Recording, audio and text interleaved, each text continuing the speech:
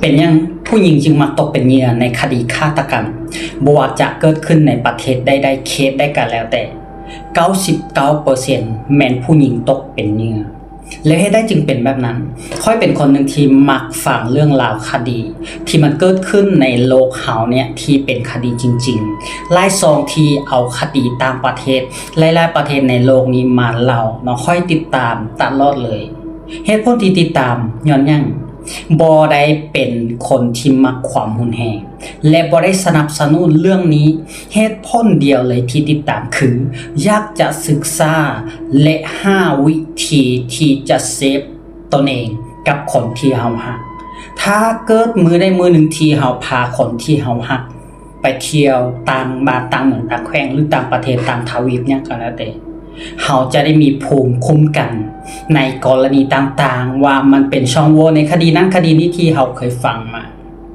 และล่าสุดทุกคนประมาณอาทิตย์แล้วอาทิตย์ก่อนเนี่ยค่อยได้เห็นข่าวที่สะเทือนใจคือ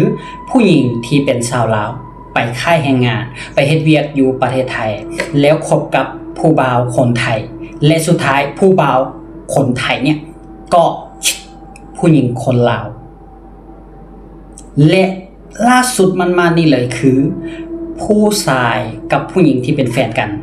อยู่สปป.ลาวเนี่ยเข้าไปเฮ็ดเวียกอยู่ฝั่งประเทศไทย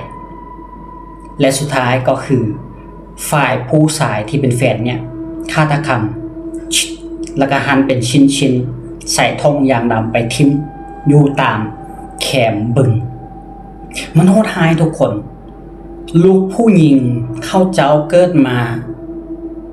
เขาบ่เหมาะสมเขาบ่คู่ควรที่จะได้รับเหตุการณ์หายๆแบบนั้นในชีวิตเขาหรือ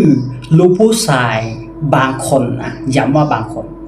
เจ้าบ่มีสิทธิ์ที่จะพักชีวิตให้กันแล้วแต่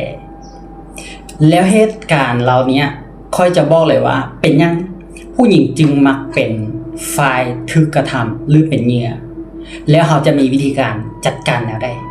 ค่อยก็เป็นผู้ชายคนหนึ่งเนาะแล้วค่อยหลังจากที่เบิ่งคดีศึกษาคดีมาไล่ๆเคสเลยเกินประมาณเกือบ500คดี